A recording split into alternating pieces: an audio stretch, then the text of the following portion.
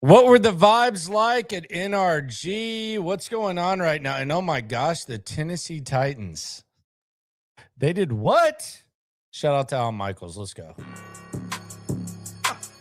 Yeah. Yeah. It's the Locker Room on YouTube. You know what it is. Let's get it. Hey. Locker Room. Yeah, we in the locker room. Texas talk. Yeah, you know what we about to do. Localize every angle's what we really do. We the source. We the pulse of the city too. Landlocked. Got the game in the headlock. Localize every time. Can't stop, won't stop. Yeah, we top two and we not too. Plugged in daily digital on YouTube. We got taste for that. All right, it is the Locker Room, number one source for Texans digital content. I am Landry Locker. I've been out and about. It's been a long season, and it's been a long last 24 hours. I ain't even gonna lie to you. It's been a long last 24 hours. So I thought I was gonna be covering a AFC championship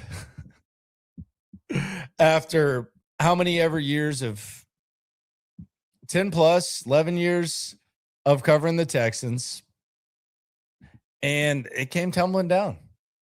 And we've been out and about. I just got back with Cody Stoots. We went and watched the national title game.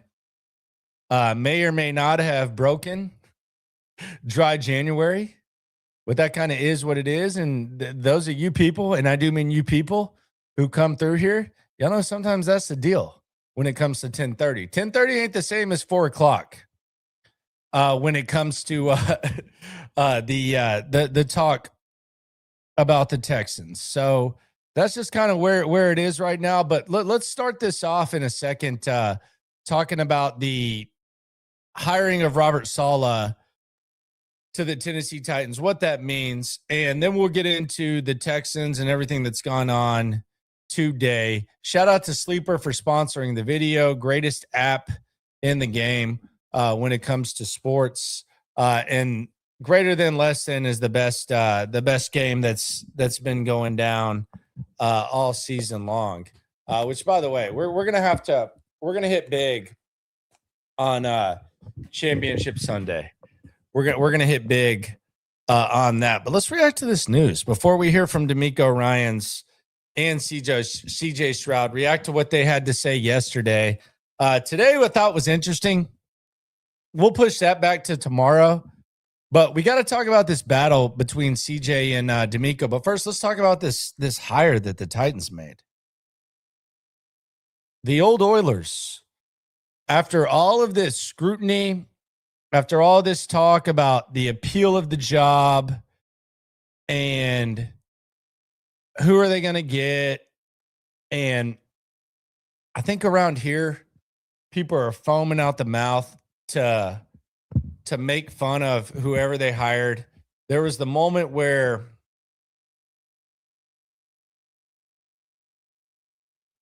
John Harbaugh, the way that Albert Breer worded it, John Harbaugh was basically on the plane, or the Titans were ready to go to John Harbaugh, and the plane was locked and loaded, and John Harbaugh said no, and all these teams said no, and all this. And here the Tennessee Titans go, and they end up hiring Robert Saleh, which I think is a phenomenal hire. Not just a good hire. This is a phenomenal hire, and it is a D'Amico-like hire. I think Robert Saleh has the makeup to be a really good head coach. And I think before Aaron Rodgers was thrown upon Robert Saleh, I think Robert Saleh had some good shit going with the Jets. He's one of D'Amico's mentors. He runs the same defense, the same system. The job he did with San Francisco this year when he lost Fred Warner and Bosa was phenomenal. I think he's a leader. I think he's got a nice presence. I think he's open-minded. I think he actually might be more open-minded on offense than D'Amico is. This is a badass hire by the Tennessee Titans. Robert Saleh was a guy, like when the Texans were in hiring cycles, when I was when I was on the radio there at 610 and hadn't even started digital. Robert Saleh was one of my favorite guys. And I think this is an excellent hire by the Tennessee Titans. I think this is really, really good. And I wonder if perhaps he brings in Mike McDaniel. High-grade marijuana called Kush on the streets. Or he brings in Bobby Slowick to be the OC. Damn it, Bobby. But they're definitely going to run the system that we're used to. It's a matter of who is he going to bring. And it could very well be Mike McDaniel, which would be something that a lot of Texans fans wanted the Texans to perhaps do and get rid of Nick Caley. So I think this was a good day for the Tennessee Titans. I think they did an excellent job. They hired a guy that I have the utmost respect for. And even if they hire Mike McDaniel, I think there's a chance Bobby Slowick's on that staff, whether he's the OC or not. I think Bobby Slowick ends up being with Mike McDaniel like he was with the Dolphins. So very good job by the Tennessee Titans. I don't like giving the old Oilers a lot of credit, but I thought this was an excellent hire by them that just came down after the national championship game. That was a really good job, big time. And I saw someone replied, I think Texans Jacob said, bring in Bobby Slowick, LOL. I don't know what that means. Like, you think he's an idiot? Whatever. Like, do you like Nick Caley? I don't know. I don't know what the hell that means. I was just kind of like, okay, what? I don't understand what the mockery is. And I think Bobby Slowick right now kind of looks pretty smart because we just watched CJ Stroud do what CJ Stroud did in the playoffs. And we will get back on track here in the locker room. And we'll keep our eyes on our own paper. We took them off for a sec and got to give the Tennessee Titans their flowers. But let's talk about CJ Stroud. And CJ Stroud yesterday after the game, he also met with the media today. We'll talk about that tomorrow. But this was CJ Stroud today with the media. And he was kind of talking about his status as a quarterback, and that's going to be a popular topic that we're going to talk about. Here's CJ Stroud talking about that. I know, I know that I'm, still getting better, and I still got a lot of things to figure out. I'm year 3 for me. It'll be year 4 next year, and I'm still learning every day. I had a new system this year and new guys, and something that I'm still getting adjusted to. But yeah, I mean that's no excuse. It's just I gotta learn from that. And I try my best to forget successes and failures. So regardless of, what it is in that specific season, I'm going to learn from this and I'm going to move on. I'll be better and, I'm going to be back. All right. So he says he's going to be back. He tries to forget successes and failures. Okay. I mean, it feels like the successes that they do kind of outweigh the failures at times when we're talking about it. You play poorly for 75% of the game against the Steelers, and all of a sudden it's, I thought I played pretty well. I thought I played pretty good. Thought I played well. And then we see the follow-up, it's there. So I don't know if successes and failures really are balanced with CJ Stroud when it comes to the evaluation. And that's really the problem that we're going to have to figure out when it comes to him. And when you look at the short and long-term CJ Stroud outlook, short term, you could be a lot worse. Like CJ Stroud on the 4th year of his rookie deal, and even perhaps on the 5th year option, you could be a lot worse than that. Teams pay about that much for 1-year projects. Like see Daniel Jones with the Colts. You could be a lot worse. But when you start committing long-term to guys that aren't elite, CJ Stroud's not elite. That's not going to happen. I've been saying this for a little bit, and that's not a knock. There aren't a lot of elite quarterbacks. There aren't a lot of teams that you 100% look at and say, okay, they're paying this quarterback this chunk of money, and it's a good decision. They're in a good situation. CJ Stroud's not in that company. But when it comes to the next year or the next 2 years, you don't feel too terrible about CJ Stroud. So that's a fine outlook. Now, do you Trevor Lawrence him? Do you Brock Purdy him? That's where it becomes really interesting. And that's where you wonder about D'Amico Ryans and where D'Amico Ryans is going to go. I know yesterday at the podium, D'Amico Ryans was very, very complimentary about CJ Stroud. But when you're D'Amico Ryans and you're overseeing a team that invests the most in defense and your defense is all-time status and that is wasted because the quarterback couldn't be bad. Not the quarterback couldn't be awesome. The quarterback couldn't even be bad. Instead of being bad, he was god-awful. How does that make you feel? It's hard to think that CJ Stroud and D'Amico Ryans looks at CJ Stroud and says, everything's great right now. But D'Amico yesterday, he kind of insisted that his confidence in CJ didn't shift despite what was going on. No, I just felt like you just keep battling. Like that's my main thing. Like in the game, a lot of bad things happen, and that's the nature of the game. Bad plays happen. You just move on and you go to the next play. Right, and that's where you can't let one bad play turn into another. You just keep punching, and that's what I wanted to see our guys keep doing. Now here's the problem I have about this with D'Amico and with CJ, with the way that this was handled throughout the week. And I'll get into what the last 24 hours have been like and what the last week has been like when it comes to the CJ Stroud and the D'Amico Ryans dynamic.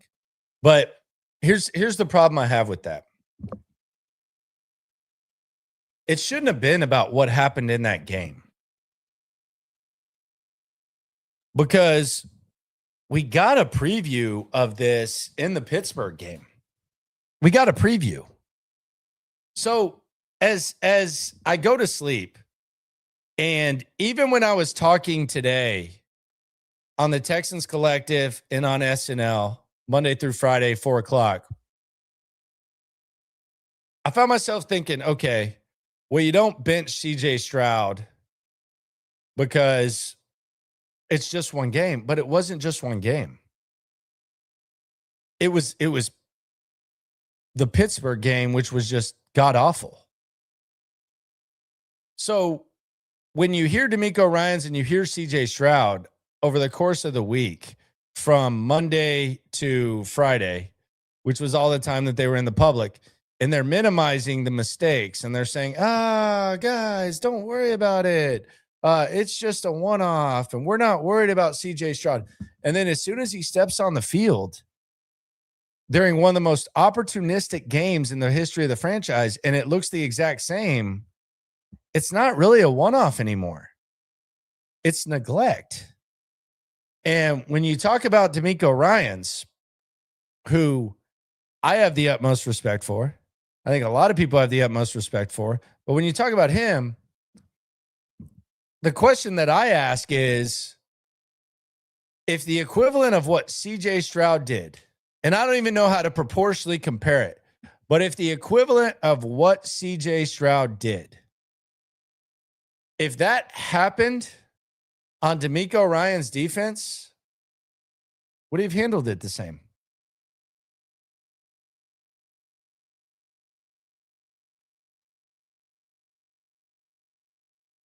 I think the answer is no. And maybe this is just me just now seeing the light. But I think the answer is no.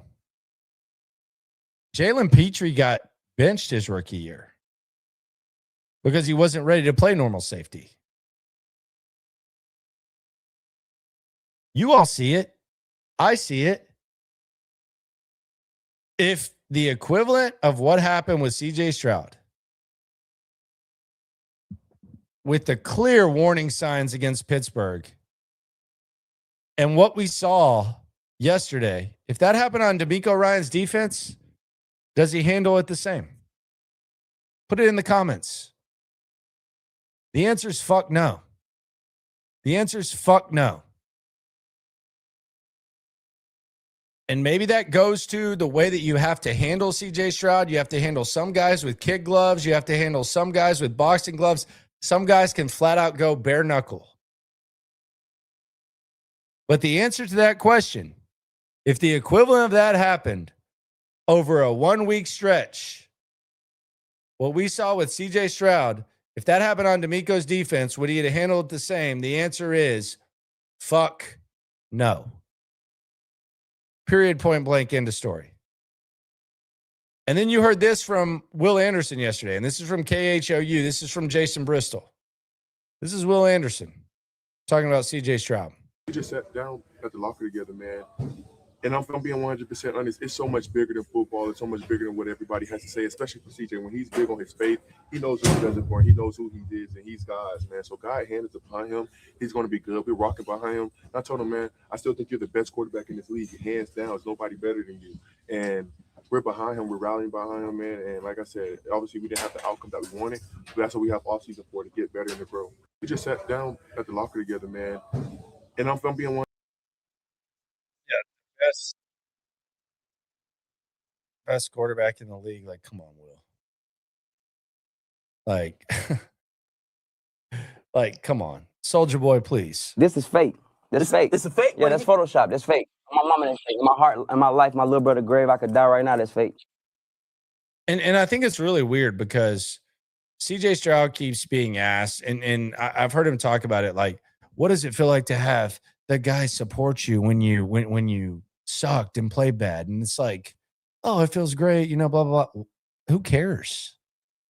Like, who cares? Like, what does it matter if you have the support or not? Tell me the last time that a team after a quarterback struggle came out and said, dude, that dude fucking sucks. He's horrible. It doesn't happen. We've been around some crappy quarterbacks. It didn't happen with Brock Osweiler. It didn't happen with Brian Hoyer. It doesn't happen. So, like, you have the support. I'm confused about that. I just really don't get it. But here's CJ Stroud talking about how he kept his confidence high. I'm a pretty self-confident person. I think, when they started to pile up, I tried my best to, stay, locked in the spirit and, realizing I just got to be there for my teammates, and they encouraged me a lot through it. So I'm really appreciative of this team and, them doing that because they didn't have to. But yeah, it was not easy. It's something that I'm learning from, and I'm just grateful for my teammates for picking me up. Who cares if they encourage you? They're grateful for my teammates for picking you up. Who cares? Who cares? What does that mean? Like that goes back to the video I put out earlier, like where Nick Caley is he says he likes Nick Caley because Nick Caley delivers the message the right way that doesn't hurt feelings. It's not too harsh.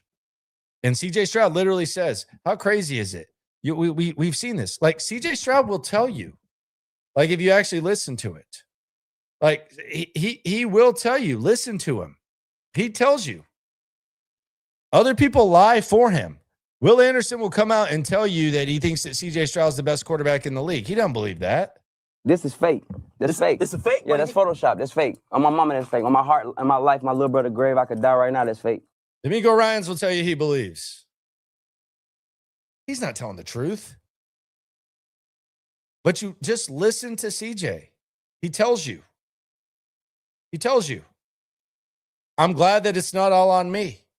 He said that multiple times this year. I'm glad it's not all on me. There used to be times where it was all on me. I'm glad it's not just on me. It's on my teammates too. What? How many great quarterbacks you hear say that?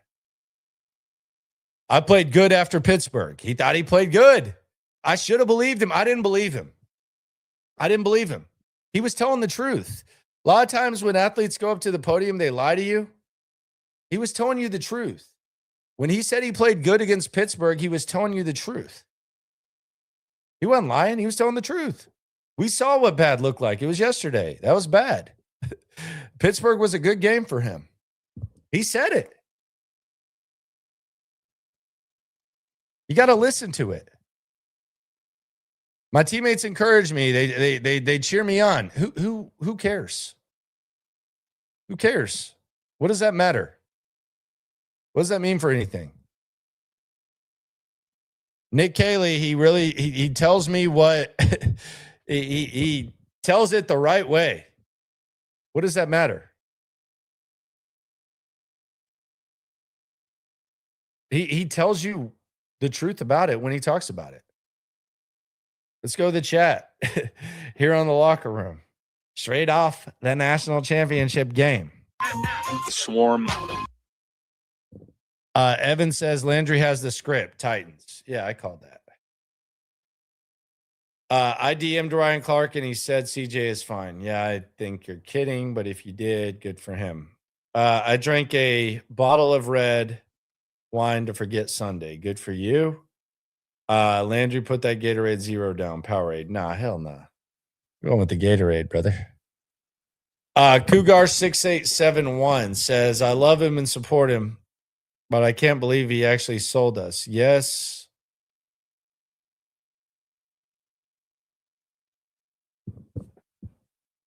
Nico Schultz Brown out, but he's supposed to be good enough to overcome that. Like, come on, dude. Like, we're really buying the injury shit. Really?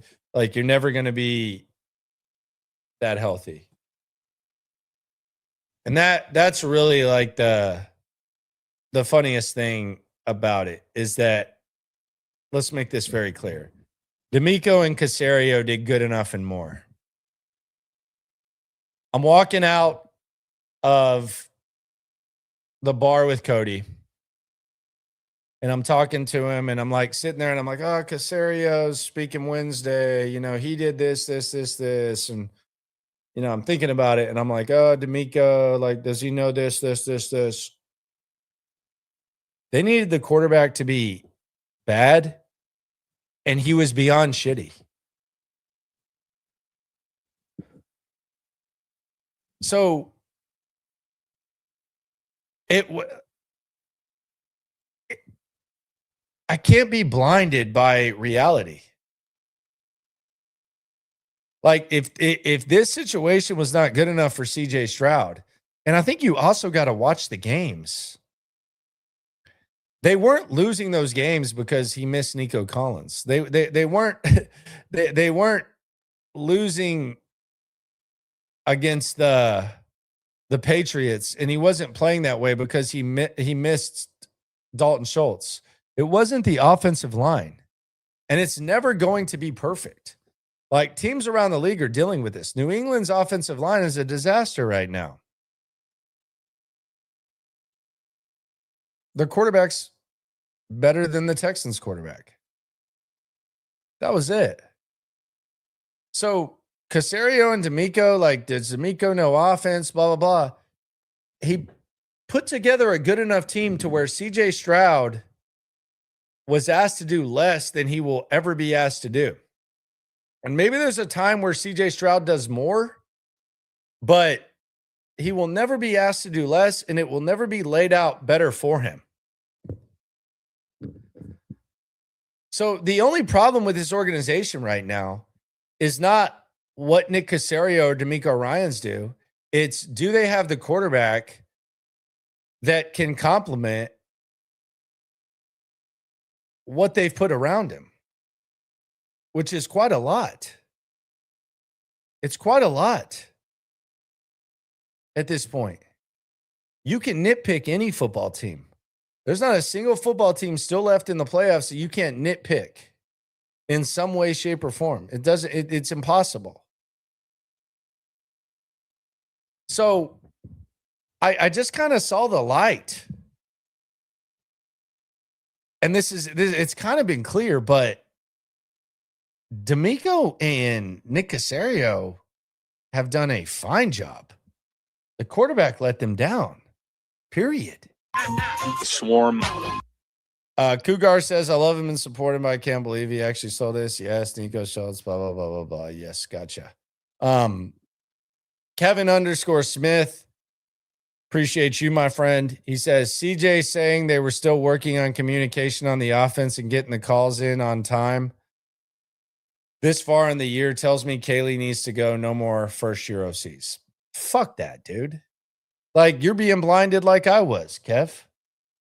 You're being blinded like I was. Think about this. Think about what you're saying, my friend. This is fake. That's fake. It's a fake. Yeah, that's Photoshop. That's fake. Think On about my this, mama, Kev. that's fake. On my heart, on my life, I'm my gonna little talk brother you grave, into I this. could die right now. That's fake. I'm going to talk you into this. Why was CJ so good his rookie year? It was a first-year OC. It was a first-year system.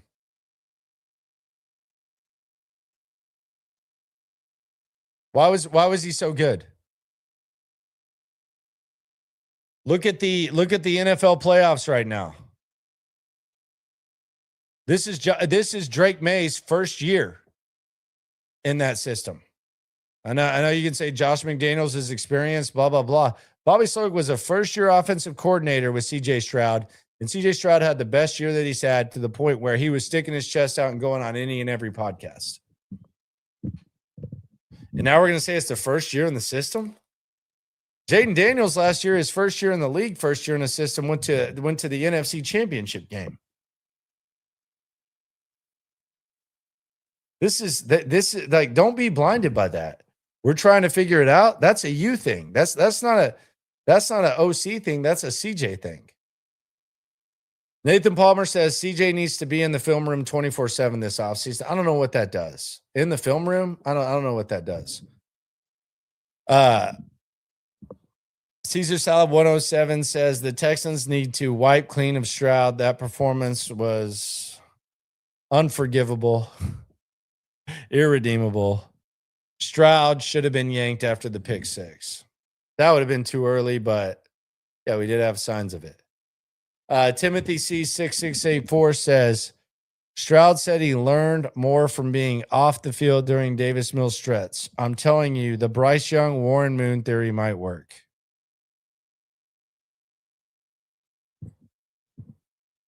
Like as far as benching him, I don't know. I don't know if he can handle it. Don't know. MH Wheat Nation says we have 20 plus unrestricted free agents this offseason. I don't think that's crazy. I think that's typically normal. Evan says 2-3 years, forget. What's that? Crazy, Dim. Crazy. Let's hear D'Amico Ryans talking about what he said to CJ that made him keep him in instead of benching him. Yeah, he came out the second half, and we had a really nice drive there at the beginning of the second half to go down, and we should have scored there, but we ended up getting points, and we got us in field goal range. We were able to get points. So yeah, I felt that our entire sideline felt it. He bounced back and gave us a really great positive drive to start the half. Think about how sad that is. Think about how sad that is. And I'm going to lay this out, and we're going to play this again. Just think about how sad that is right there.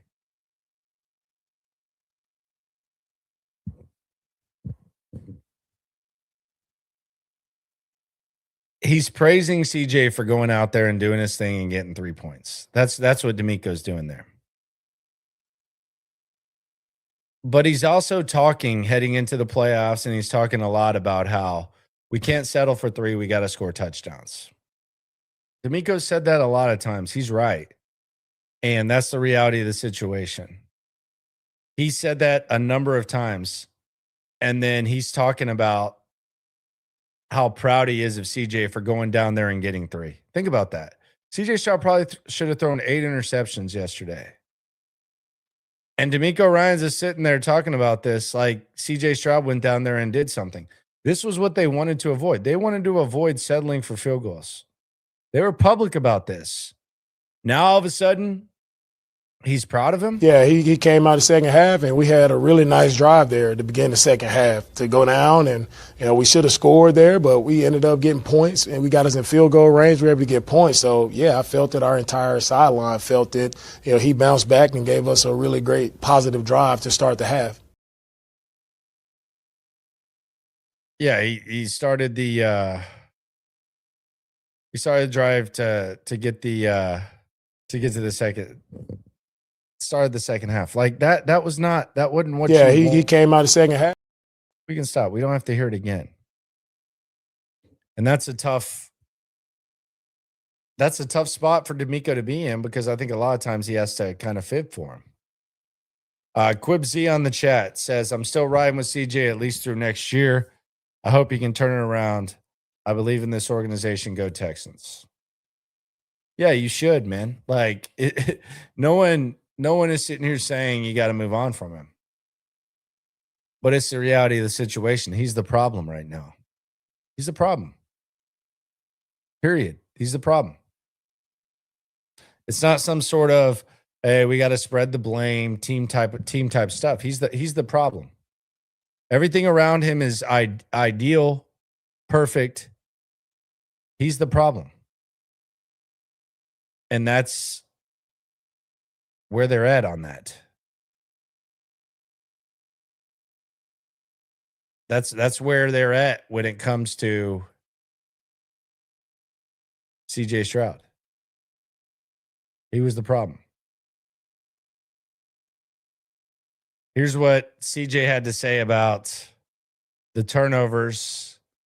And despite the fact they happened against Pittsburgh, they continued to happen. Here was his explanation yesterday. I think just trying to make plays, trying to, push the ball down the field and, put our team in position to score.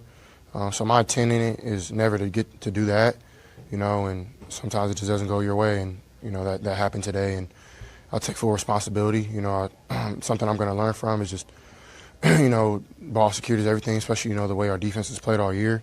And it's something that I've done a pretty good job of, up to this point. So I'm going to continue to, get better in that area. And, I'm not happy with myself when it comes to that because, I'm giving, points and opportunities away from our team. And we have so many great players on our team, great, on offense, defense, special teams. And the way our defense played all year, I'm just very, I'm not happy with it. Yeah, I mean, you probably shouldn't be, and you probably shouldn't have been after the Steelers game. And it just seems like the reactions from CJ Stroud are always like too late, whether it's on the field during the playoffs or after the fact. You thought you played good against the Steelers, and then you went out and did that. Sucked. Wasn't fun. It's not fun to talk about. It was. It thought we were going to be covering an AFC Championship game with the Texans favored. Did not happen. Shout out to, by the way, TDECU for being great partners during this run. Go to tdecu.org/Texans. Get that fresh new Texans debit card, and you can get 15% off Texans team gear. Membership required. Insured by ZNCUA. Let's go to the chat real quick. Here, I'm actually amused by some of these. I try to keep my eye on them. Swarm. GJOKR says Gerard Johnson convo next. Yeah, I mean, if there were any other layout like this, like if the offensive line was the reason you lost, you would talk about the offensive line coach. See Chris Strausser last year. If the defense were a reason you lost, you would talk about the defensive coordinator. The quarterback hasn't necessarily made a lot of steps the last 2 years, and the guy that knows him very well probably presents stuff the way that CJ likes. What's it he says with Nick Caley? He's not too harsh or whatever the word was. I think you probably need a new QB coach.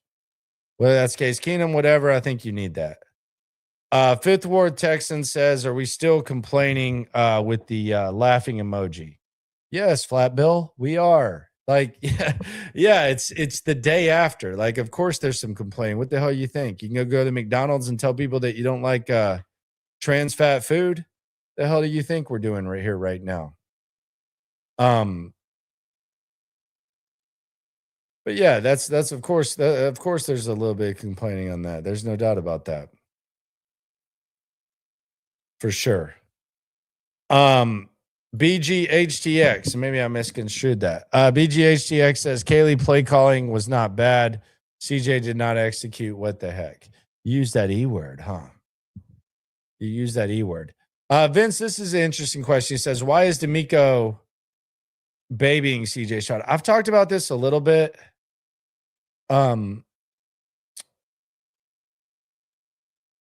Here was D'Amico talking about the decision not to bench CJ. And I'll explain why Ryans isn't babying him. I think I have a few times, but I'll explain in a second. No, CJ's our guy. I believe that he could come back out in the second half and flip it. I believe that he could play better. And he did that in the second half. He did play better. We had some positive drives there in the second half. Because I believe that he would do that, and he did that. And as I always tell our guys at halftime, it doesn't matter what happened in the first half. You have to flush it, remove it, and you just have to go out and finish the right way. And I told you, we've been there before. We've been in situations much more dire than this, and we were able to bounce back. So, in my mind, there was no doubt in my mind that we would be able to overcome that. I think D'Amico handles CJ the way that he thinks he has to handle CJ. I don't think it's anything crazy. I think he handles CJ the way that he feels that he has to handle him. I'm not saying it's the right way, but I think he feels he has to be delicate with it. And that's what he does. And you listen to CJ's actual words. I dropped the video earlier today. Go check it out. It's useful information. Just listen. Again, I said this earlier today. CJ tells you how he feels. They got rid of Bobby Saleh because Bobby Saleh was probably too harsh. And you hear him talk about Nick Caley. He doesn't say he likes Nick Caley's system. He says he likes Nick Caley because he listens to the players. He even said it might not work. And he said he likes the way that Nick Caley delivers the message, and it's not too mean, is what CJ Stroud said. And I'll actually, CJ Stroud is trending right now. I'll look this up right now and I'll pull this up. So you don't even have to watch the video. I won't even drive you to the video. I won't do any cross promotion. But this is where we're at when it comes to life with CJ Stroud and what he values and what he wants from a coach. He wants a guy who is, I don't know what the word is. Like you can say it as good as I can. I'm looking this up. Here we go. I found it. And it's funny because you get people who are kind of meat righty who are like, look what CJ said about the guy. Okay, well, CJ also said that he played good against Pittsburgh. So is that the real thing? But here we go. This is CJ Stroud in his own words. This is what he likes about his offensive coordinator. Here we go. Fasten your seatbelts. His ability to, block out the noise and continue to go forward. I think, everybody in this day and age wants microwave. They want just throw something in a microwave, let it heat up fast, and be the new product. And that's none of us. So, football is an oven type of sport or whatever you use, a crock pot, whatever any of y'all use. Yeah, whatever. So, I think, this team, and we try to do our best to just block out the noise, and just stay, in our. So what do you like about Nick Caley? He's talking about blocking out noise. And this is where you kind of get concerned about CJ too, because boy, that noise is crazy right now. Go type in CJ Stroud in your search. It's not cool. It's not fun. And for someone who hates the noise so much, man, you go back to post 2023, my man was on every goddamn podcast there was. But I digress. But keep in mind, this is him talking about Nick Caley, and he's talking about blocking out noise. He's talking about something that has nothing to do with football. This is his OC. You go talk to someone who a quarterback on a winning team and ask him what he likes about his OC. I promise you he's not sitting there saying, well, he blocks out the noise, look at this. He blocks out the noise and, we live in a day and age about microwaves and crock pots and stuff like that. I'm just seeing the light right now.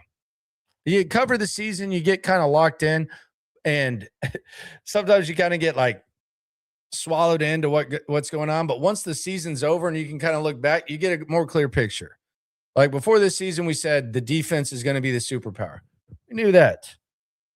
But this is an answer about what do you like about Nick Caley. He's talked about blocking out noise, and he's talked about microwaves and crock pots. Nothing about the scheme. You want to go ask Drake May what he likes about Josh McDaniels? You think he's going to talk about microwaves, crock pots, and fucking noise? You want to talk to Bo Nix about what he liked about Sean Payton? You think he's going to talk about microwaves, crock pots, and blocking out fucking noise? I won't even mention Matthew Stafford because that's kind of a cheat code. That's a completely different level of quarterback. I don't know what Sam Darnold would say. But this is literally him talking about what he likes about his offensive coordinator. You know, everybody in this day and age wants microwave. You know, they want just throw something in a microwave, let it heat up fast, and be a new product. And that's none of us. So, you know, football is an oven type of sport, or whatever you use, a crock pot, whatever any of y'all use. Yeah, whatever. So, I mean, I think, you know, this team, you know, and we try to do our best to just block out the noise, you know, and just stay, you know, in our you know, in our brotherhood and lean on one another. I thought he's done a great job of. So we're leaning on one another. So here we go. I think we're going to get to some X's and O's, like what you like about your OC. So we've got crock pot, we've got blocking out noise. OC. Okay. I don't even think Nick Caley has the internet. So like it's easy for Nick Caley to block out noise. He doesn't have the internet. So hopefully we're going to get to some X's and O's here. You know, lean on. This was early in the season. We talked about this. This ain't revisionist history. We talked about this. Here we go. I'm surely we're going to get to some X's and O's. On us, asking us what we like, even if it didn't work, like not running. Asking us what we like, even if it didn't work. Like even if it didn't work, like not running away from asking guys, you know, what they like. Ask them what they like, even if it doesn't work. So result doesn't even matter with what you like about your OC. Crock pots, blocking out noise, asking us what we like, even if it doesn't work. These are his words, man. This isn't me putting it in. This is why I say he's not going to lie to you. He's going to let you know. Putting guys in position to, you know, do what we need to do best. So, you know, we're still working. We're still, you know, got ways to go, but I'm just proud of that guy, man. I think he's done a heck of a job. He's done a heck of a job. Why? Are we going to get to X's and O's? There's 19 seconds left on this, man. There's 19 seconds left on this. Like I'm sitting here. I want CJ Stroud to be good more than any of y'all. I'd lose money when CJ Stroud's not good, but I will not lose my integrity. I will be honest about this. I want CJ Stroud to win, but I'm not going to sugarcoat and sacrifice my credibility. But here we are. We got 19 seconds left. So he asks us what we like. It might not be good, but at least he asks. He knows how to block out noise, even though he doesn't even have the internet, and crock pots. So are we going to get, you're talking about what you like about Nick Caley. Are we going to get to some X's and O's? Calling it of, you know, being honest, you know, and really one thing I respect about Kel is like he doesn't, you know, point fingers. He doesn't point fingers. So in other words, if it's your fault, he doesn't point fingers. What if it's your fault? So you're telling me that like he doesn't point fingers. Well, what if you fuck up? What if you fuck up against the Steelers and you turn the ball over 3 times and you fumble a multitude of times? What if that happens? He doesn't point fingers, huh? Is that why last week Nick Caley said, yeah, I'm not worried about CJ Stroud turning the ball over? Is that why CJ Stroud said, I played good?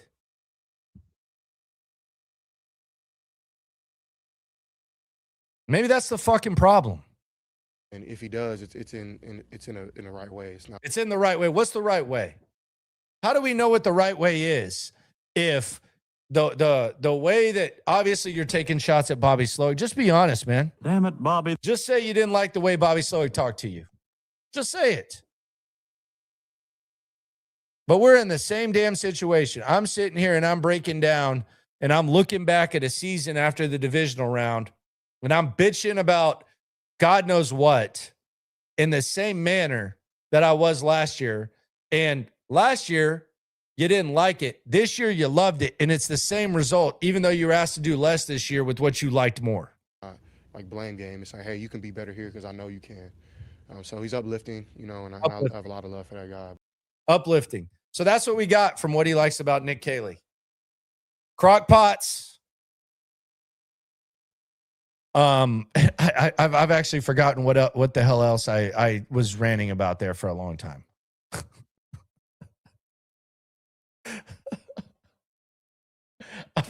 I've actually forgotten. High-grade marijuana called Kush on the streets. But come on, brother.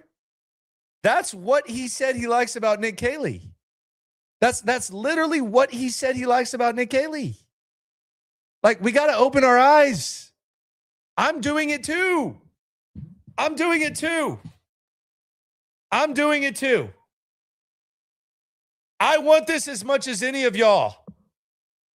But I'm not going to sacrifice my credibility doing it. We've pointed this out throughout the season, and now it's playing out. Do I like it? No, I don't. But my God, like the guy that you like more because of his message, you gave him less, and they gave you more. The organization gave you more. Look at what this organization gave you this offseason. They gave you an improved offensive line.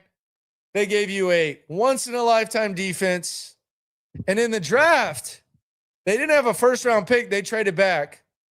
They gave you a wide receiver 2. They gave you an explosive wide receiver. They gave you an RB1 with Mixon out, at least for now. They gave you a starting left tackle. What more do you want? What more do you want? I was sitting there trying to prep for Nick Caserio. Okay, Nick Caserio. Let me ask you about the offensive line. Let me grill you about the offensive line. It improved. How about your offensive weapons? They improved. Are you too dependent on the quarterback? They weren't. He was historically bad. He was worse than Brock Osweiler was in 2016 with a better team around him. Like, what do you want me to do here? What we don't have to like blindly defend it. Does that mean that the quarterback's the worst thing ever? No. But he's the reason they lost. He doesn't want it to all be on him because he can't handle it if it's all on him.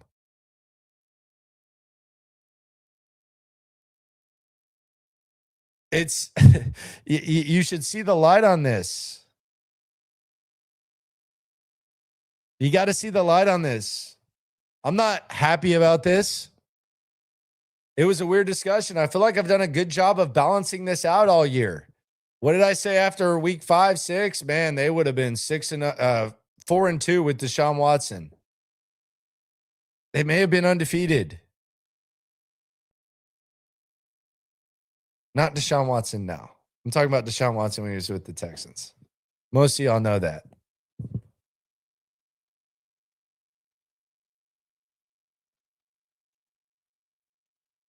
But that's where it's at. Accept it. It's fine. You got 2 years with CJ Stroud. Put the best team possible around him. Like, put the best team possible around him and see what happens. Put the best team possible around him and see what happens. You can figure it out. He can still get better. He can still get better. He's young. He's young. He's got potential, all that. Like, he's a young guy. I put this out today. I thought this was interesting. And the whole point of this was just to show that when you needed CJ Stroud the most, when he had the most around him, he didn't get the job done.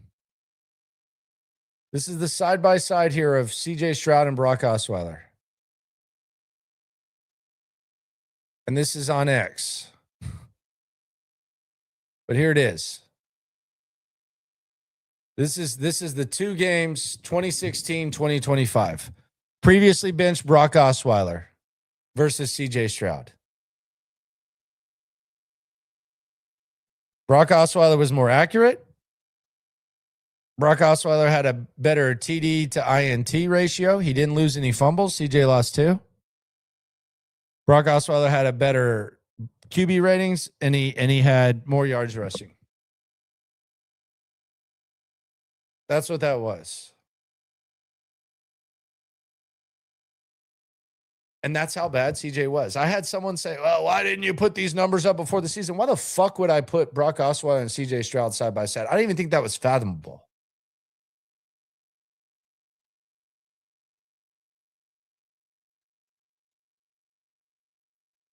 But you just gotta put a good team around CJ Stroud. You gotta hope that he flips the switch. It's possible. But when we're talking about mindset instead of ability, I think that's where it's kind of the tough thing.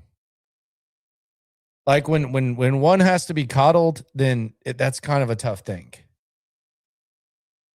And you're trying to get to a conference championship. So I just thought about this and I'm like, okay, well, who is CJ compared to? Like when it comes to a conference championship and quarterbacks that aren't necessarily elite. Because I think the elite ship has sailed, at least for me. I'm out on it. Is it Jalen Hurts? Can you put a good enough team around CJ Stroud to where it's Jalen Hurts? You already got the good defense. You probably need a really good running back. And you need to be pretty well coached on both ends. So do you trust Nick Caley? Jalen Hurts is the one guy that comes up. Jared Goff. Now, this isn't necessarily a good thing because the Rams were able to get to conference championships and Super Bowl, even with Jared Goff, but eventually you kind of hit a wall. And this was kind of one of CJ Stroud's main draft comps heading in. Jared Goff, can you put a team around CJ Stroud like Jared Goff-wise? Maybe. A lot of people, when they think about Jared Goff and CJ Stroud, you think about like a trade, like a Matthew Stafford-like trade. What about Jimmy Garoppolo? Jimmy Garoppolo got far because Christian McCaffrey was traded for, and that was really what factored in. And you had really good coaching, which D'Amico's good on the defensive side of the ball, not necessarily the offensive side of the ball. And that kind of gets connected to Brock Purdy. I think right now, CJ Stroud, like in a perfect world, he's in the Brock Purdy, Trevor Lawrence type of range. I think that's kind of where we're at when it comes to that. But you build a good team around him, you can figure some stuff out. It's just there's a lot of makeup, there's a lot of coddling. Swarm. Julio Rodriguez, shout out to you. That's a hell of a headshot, my friend. That looks like a perfect LinkedIn profile.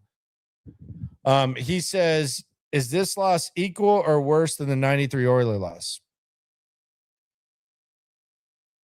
I think it's worse.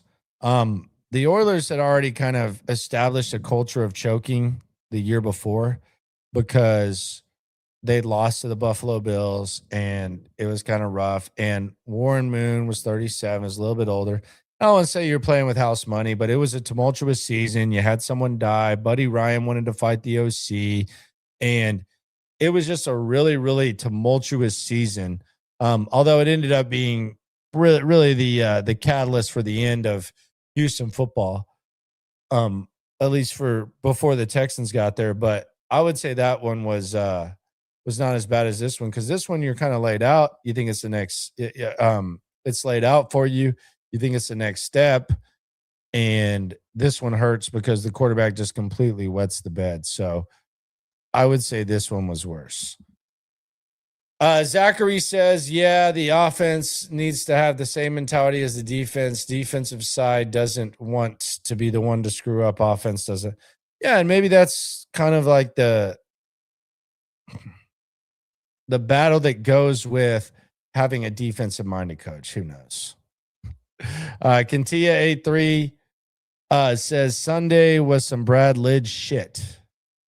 Not sure if CJ can come back from that. The kid is snake bit. He's going to have to play clean AF or he'll get destroyed. He can play better, and it will still be tougher because you won't have it laid out like that. But yeah, I don't even know if it's Brad Lidge. Like Brad Lidge was kind of one pitch.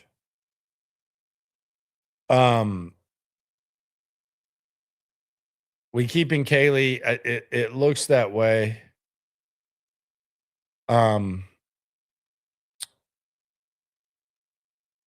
But yeah, Patty Barnett says it's hilarious. I'm gonna judge you by what you say is hilarious. I'm gonna take a drink first.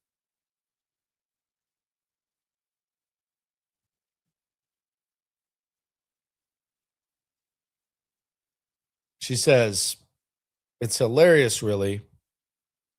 Everyone knew we needed a ground game, and we only sent 2 RBs and called a passing game. I mean, the running back, that's what you're blaming this on. You're blaming this on the fact that Jawar Jordan wasn't active. Like, that's where we're at.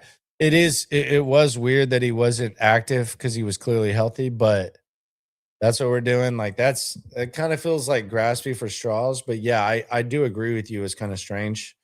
I don't know that they needed a ground game to win this game, though. Like, I don't like. I felt like the danger of like expecting to run the ball was more dangerous than being able to. Like, I didn't think they were going to run the ball as well as they did against Pittsburgh. So I didn't necessarily think that they needed to run the ball. Like, they literally allowed 7 points off of 5 turnovers, and the 7 points were off of a pick 6. So they didn't need to run the ball. Like, they didn't need to do that. And if the QB is snake bit, then why in the hell is the ground game even a threat? Like, if you're like, do y'all think Mike Vrabel's a smart guy? Do y'all think the Patriots are well coached and smart? Like, if you have the Steelers tape, and I don't have like the bullshit, like, I'm not one of these like fake ass wannabe all 22 dickwads or anything like that like sit there and like cherry pick highlights and all that. But if you have a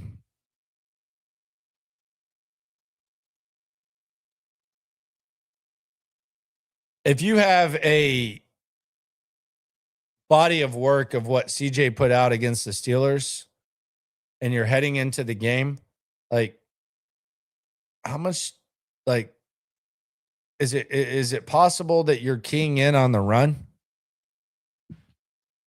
And maybe you're making the quarterback beat you. Like, CJ had a lot of opportunity to make plays in this game. And quite frankly, he probably should have thrown like 8 interceptions. So do you think that maybe the fact that he was so bad may have contributed to why maybe they were perhaps keying on the run? And I'm not going to sit here and say with 100% certainty like they were doing that, but like, why would they even, how would running the ball even be a possibility? They did against the Steelers. But we're gonna act like that's the problem. It just feels like we're grasping for straws with that. Feels like we're grasping for straws with that. Now, here's the other question, and this is the glass half full type of mindset. So CJ says it, D'Amico has said it, Caley has said it, that, you know, CJ Stroud, the body of work that he has when it comes to turning the ball over, that it's small. And there's like people who are trying to, like, it's kind of sad, like, when it comes across your timeline, you don't even really follow the people, but it's like they're clearly like trying to like grasp for straws and get like some some like some attention, but it's like CJ Stroud had a good season. He didn't have a good season. Like he did not have a good season. Like based on the standards that he said, he didn't have a good season. And it's like, well, you know, there wasn't like a real body of work of him turning the ball over. Well, if you put the percentage of turnovers and interceptions that he had on the road against playoff teams versus the overall body of work, it's like in the 90s. Like it's over 90% when it comes to the turnovers against good teams versus the turnovers against bad teams, especially playoff teams on the road. The other thing is, like, if we're going to glorify the game against Georgia, which I'm actually okay with when he was coming out of college, then why would you not glorify these last two playoff games with that type of sample size? Like sometimes you get the yips and it happens. And I thought that D'Amico and Caley were overly dismissive of it. So yeah, if you want to compare and if you want to have at it, I'm not going to question you. But if you want to take playoff game on the road against Pittsburgh and divisional round game on the road against New England, and you want to put that in the same category as mid-season game against the Colts or the depleted 49ers or the Cardinals or the Raiders, have at it. I think you're like selectively making yourself look silly by doing that. I feel like these games weigh a little bit more. And maybe you're just trying to zig and you're trying to make yourself feel a little bit smarter by doing it, but it's like, come on. Like we're going to take two playoff games with that much amount of turnovers, and then we're going to say, "Oh, you know, it's not really the norm. You know, against the Arizona Cardinals, he did this." What? Why? What? Why? Why are we doing that? Seems a little bit crazy. Seems a little bit crazy. And then you get the question of, was 2025 any different? Same round, same exit, similar problems where you're kind of concerned about the offense.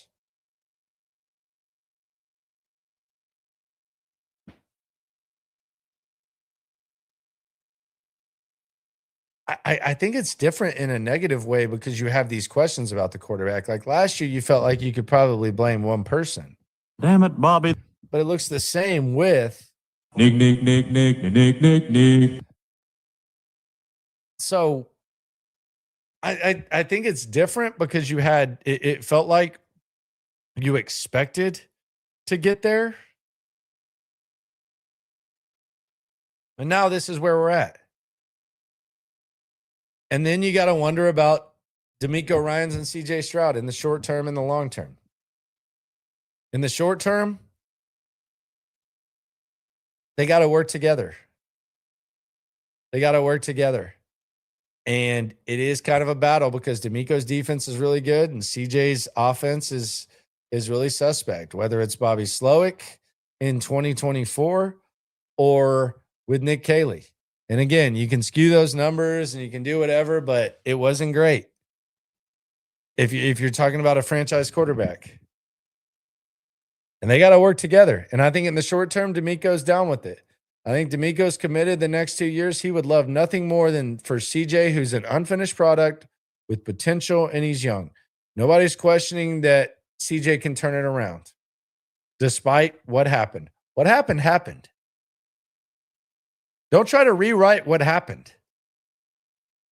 You're getting in the way of greatness when you do that. Like, don't let meat writing go wrong. There's some meat writers who are like, well, it wasn't that bad. It wasn't that bad. Blah, blah, blah, blah, blah, blah, blah. It was bad.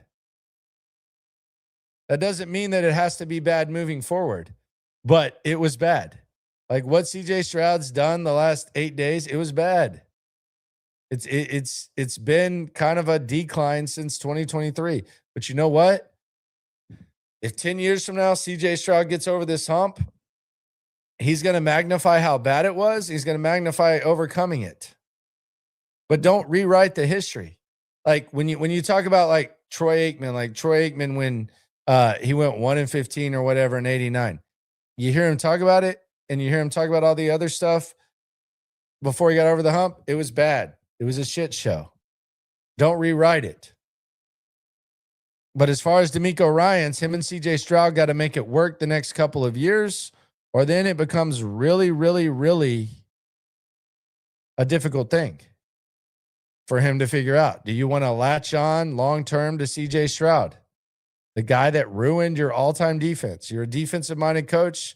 The best defense perhaps that you'll ever coach got ruined because CJ Stroud couldn't be a mediocre quarterback when it mattered most. Same guy who kind of probably had a hand in you firing your boy, Bobby Slowick.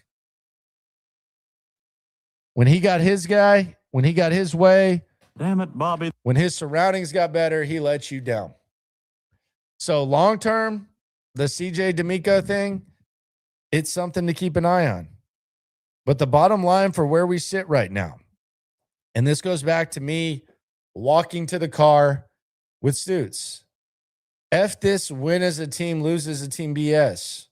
They lost this because of CJ Stroud. It's not because they didn't take enough running backs. It's not because Nico Collins got hurt. It's not because we win as a team, we lose as a team. They lost this game because CJ Stroud, who has set a standard way higher than what's happened, played like shit. And if you're going to sit there and dismiss what has happened the last 2 weeks because of what CJ has done over the larger chunk of his career, then this should make you even more upset because it's so out of the norm when they needed it the most. So F the win as a team, lose as a team, F the it's not all on me and all this type of stuff. This was a really, really bad performance by CJ Stroud. This was all about the QB. This was all about the QB. And I saw the light when it comes to talking about D'Amico. D'Amico's got to do what he's got to do, and D'Amico's got to figure out what's up with the CJ Stroud situation. And it's hard to forgive. I know D'Amico's going to put up a good front, but, man, when he goes to sleep and he thinks about this, it's going to hurt. This is going to hurt. D'Amico's been through some heartache as a coach. You go back to the NFC Championship game, they lost their quarterback, man. And then they lost their other quarterback. And then they didn't have a quarterback. And they were helpless. The last game he coached with the 49ers, D'Amico Ryans basically was handcuffed. He was handcuffed between his ankles. He was handcuffed with his arms behind his back. D'Amico Ryans was handcuffed. And that's what CJ Stroud did to him yesterday. D'Amico Ryans put together one of the best defenses that we'll ever see. One of the best defenses that the NFL has seen in the last decade. And it was still a close game despite a historically bad performance by his quarterback. Quarterback who he's believed in. Quarterback who he's defended. Quarterback who he fired his boy for. And it's the same result, despite the fact that everything that you could control, you handled. Everything that you did need to control was laid out perfectly for you. And now you're screwed. And you're left shuffling. And you got to convince yourself that you believe that this guy's the guy. And maybe he is. He's got some talent. But is he capable of getting it done? It's tough. It's a toughie. You look at the last week, the Pittsburgh game and this game, it's been crazy. It's been a complete shift in how things are thought. But it's valid. They're valid thoughts. Don't let anyone not say that they're valid thoughts. They're valid thoughts. And then you look at the last 24 hours. You try to look for other stuff to blame. But at the end of the day, It's all about the quarterback, and we're left asking the question, is CJ the guy? Follow up. What is the guy? Is CJ Stroud the franchise quarterback, can't miss prospect? I would say that ship has sailed. Is he a guy that can do enough for you to win when things are stacked against him? You'd probably lean no. In this instance, is he the guy that can get it done when things are in his favor? Not great so far. Now, can the Texans repeat? That's where we get to the offseason, and we'll get to offseason mode tomorrow. Tomorrow is going to be a transition into the offseason. We'll still hear from D'Amico. We'll still hear from CJ, and we'll start talking about the offseason and where they go from here. But the reality is CJ Stroud is your quarterback. How does that look? How does that make you feel? I don't think you can be overly confident unless you're just lying to yourself, but that's just kind of where we're at. Shout out to everyone for riding along this season. I got to tell you, it means a lot to me. It means a lot to me. We've been doing the digital thing for 4 years. This wasn't something where I left radio and then it was like, oh, I'm going to try to do digital. No, I was doing digital the last 2 years of radio. I knew this was the future. I was still doing the show. And since then, we've created 3 channels. We've been at every practice. We've maintained integrity, and we've covered this team for you people. And I do mean you people. It's been a fun time, and it doesn't stop. You all know that, and that's going to continue. We'll be at Spanky's this Friday, myself and Cody Stoots. We'd love to see you there as we transition to offseason. A lot of you nerdy motherfuckers, quite frankly, y'all like the draft even more, which is cool with me. But we'll get to that. We'll talk about everything that's gone down, and we will lay out the situation with the Texans. Quite frankly, if they have another draft like they did this past year, they might have another effing shot. Either way, always remember when it comes to this Texan stuff, we're all in it together. Let's effing feast. Shout out to everyone in the chat. Shout out to everyone for rolling around. This is amazing. It means a lot. Once the season's over, there's always kind of like a little bit of reflection. I think the picture is clear, but it's also a little bit uncertain. And fortunately for the Texans, they've shown they can improve situations like this. Always remember when it comes to this Texan stuff, we're all in it together. Let's go. We got taste for days, opinions to give, we got takeaways. If it's up, then it's up, we number one. You don't need to try your luck. Locker room, yeah, we in the locker room. Texas talk, yeah, you know what we about to do. Localize, every angle's what we really do. We the source, we the pulse of the city too.